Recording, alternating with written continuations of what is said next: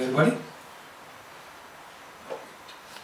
So we have done the physical implementation there in the normal communal watering project. So we have the difficulties, challenges. So we are thinking, okay, let's do something. So what we want to do is we need to monitor and control. That means we need to have our eyes and ears there, and we need to have our hands there, but within the comfort of a living room or like a meeting room like this. So we need to know what is happening there. We need to have some ability to control what is happening there. So let me give you what is our high level architecture. Mind you, this is a volunteer project, so there may be some better ways to do this, and there may be some efficient way to do this, but this is our first project. This is a volunteer project, so this is how we have done it. So if you have some better ideas, please come with us. So we have not done the full implementation, final deployment yet. This is in the prototype. We have the prototype installed here. After the tech discussion, you can have a chat with us. So at the moment, we have the solar panel and the motor and the watering hole. So solar panel output is directly connected to the motor. We don't have any control over there. We don't know whether it is working or not. So to know what is happening there, we need to have set of eyes and set of ears there. So we have number of sensors, set of sensors installed there. We call them sensor array, and those sensor arrays are developing certain manufacturer specific values. So there should be someone who need to process them.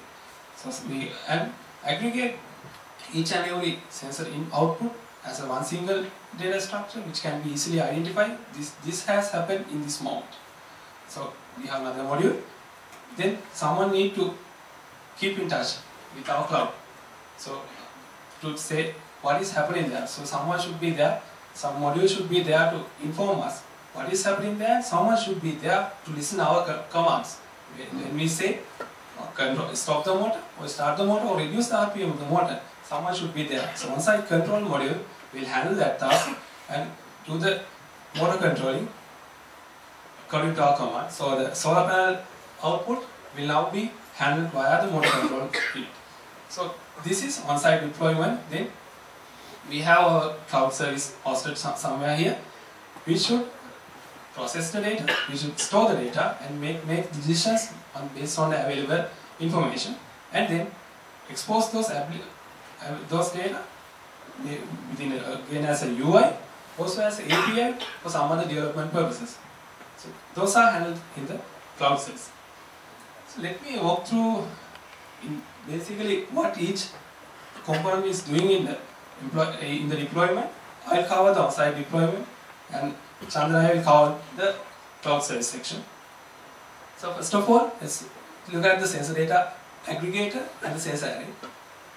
So there are two types of data we are collecting. One is environmental data, which is how the environment is there, whether it is sunny, whether it is raining, or what is the temperature. Likewise, those environmental data we should capture.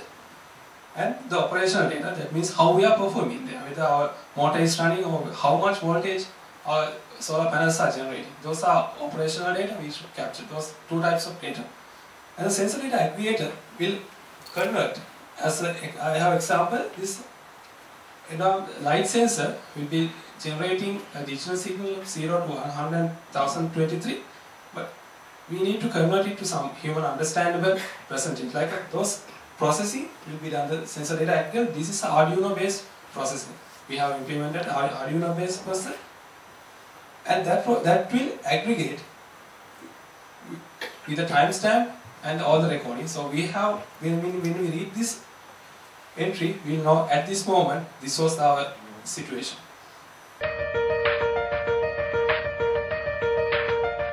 Yeah, my role is to build a sensor data aggregator or SDA unit for the project. SDA unit is the eyes and ears of our system. It basically collects sensor data from various types of sensors and send them to center controller unit, which is based on Raspberry Pi. So let me show what are the components and the technologies I used in this SDA unit. I used an Arduino Uno microcontroller which connects with Raspberry Pi through serial cable. We have used two current sensors to measure the voltage and the amperage generated by the solar panel. We have a temperature and humidity sensor. There are two light sensors to measure the lux level fall on the solar panel, and a water flow sensor to measure the water flow from pump to tank. And we have some water level sensors to determine the water level of the tank. So here is the code we use for our SDA unit. So we have setup code and then the looping code which collects and distributes sensor data. Then it prints to a serial port as a string of values. This is the web interface of our system. It displays real-time sensor data feeds from the SDA unit. Here you can see the voltage, the amperage and lighting level, temperature and water level of the tank and water flow rate of our system.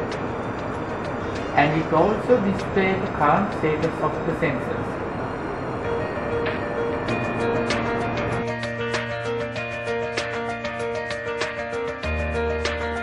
One of the practical challenges we faced was that in Kumana, our huge solar panel deployed there might get shades from the surrounding trees.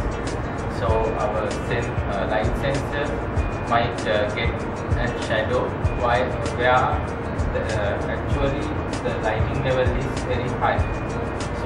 So to avoid that, we have used two light sensors. So we have two light sensors which are placed on two sides of the solar panel. If one sensor is covered by a shadow, still the other sensor will get the right light intensity. Out of the two sensor readings, we take the higher sensor value, which gives us more accurate value. So that was Jagat, the same guy who's working with the Les Susan. So let me walk you with the on-site control module.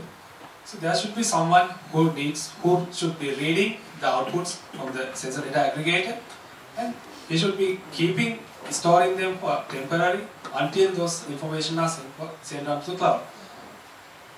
So that it will employ a temporary storage and keep the data until the information is sent by using some API.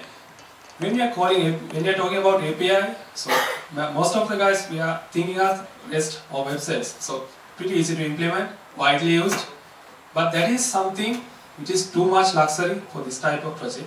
As Chama said, these installations are installed far deep in the forest, which normally do not have data coverage. So we can't rely on the availability of data coverage. For this purpose, we have used SMS. So it's pretty not the very convenient model.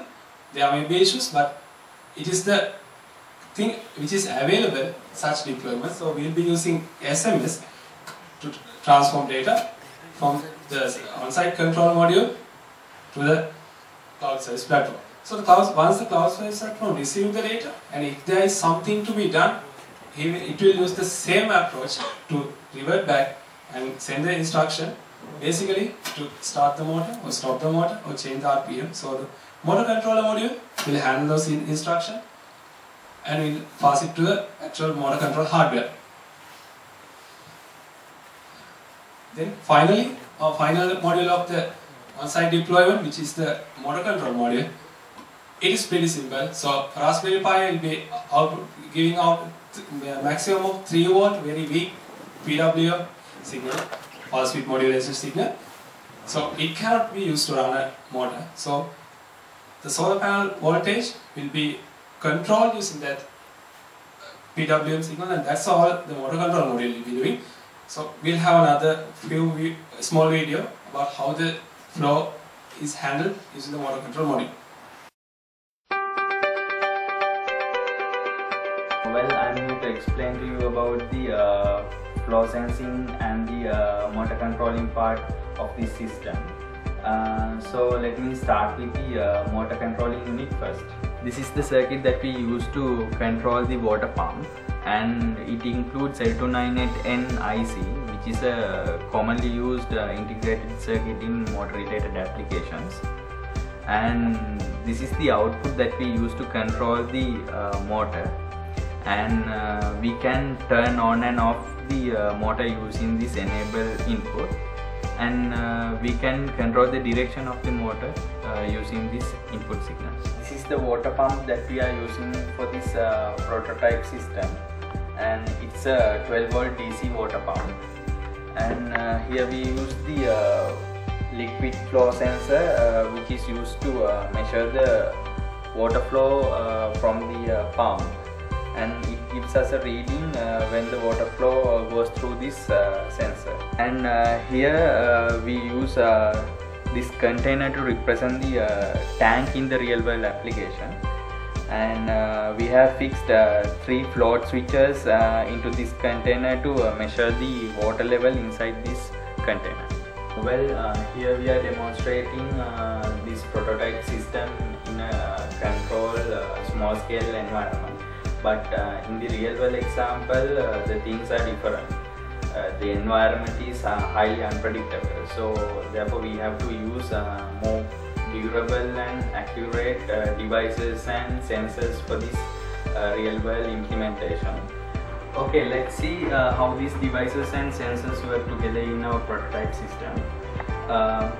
This container here represents the water source that we are trying to pump the water from, and this container represents the water tank that we are collecting the water. And here we have attached 3 float switches into this container to measure the water level, and here we have connected the flow sensor to the pipeline, and at the other end we have connected the pipeline to the water pump, and we have kept the water pump inside the water source, and we have then connected this water pump directly to the motor controlling unit. Okay, now you can see some data in the background, and a sequence of numbers separated by commas, and these numbers represent the sensor data from our system, and in this number sequence these last 2 digits represent the flow rate and the water level in the collection tank. So now we are going to simulate the scenario where we start the motor pump and the water is collected to the collection tank. We are going to pump the water from the source to the collection tank.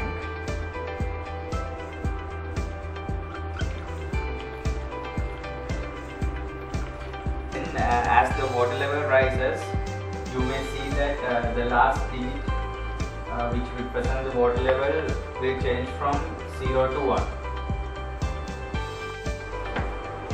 Now here the data from the sensors are collected by the SDA unit and sent back to the backend processing units. At the backend systems, they analyze this data and decide whether to keep the motor running or not. And this decision signal is then sent back to the motor controller unit, and motor controller unit takes the action corresponding.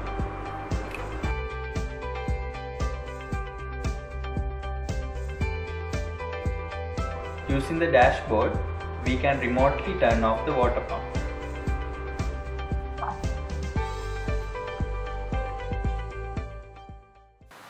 So that concludes on-site control model. So if you have an idea to prototype it, you don't need much very expensive resources. As you can see, all those entities, all those items we use are very cheap, so you can easily implement or prototype such. So I'll ask Mr. Chandana, my colleague, to describe you about the cloud service platform.